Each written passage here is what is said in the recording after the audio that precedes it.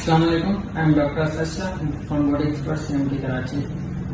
आज जो हम शोल्डर की ग्लाइडिंग करेंगे। शोल्डर की ग्लाइडिंग डिफरेंट टाइप्स की होती है, एंटीरियर, पोस्टीरियर, सुपीरियर, इंफीरियर। जो हम आज परफॉर्म करने वाले हैं वो shoulder inferior glider to improve shoulder elevation और ओवर द हेड मूवमेंट्स। जिन पेशेंट्स की ओवर द हेड या एलिवेशन में प्रॉब्लम होगी उसको हम शोल्डर इंफीरियर ग्लाइड करेंगे।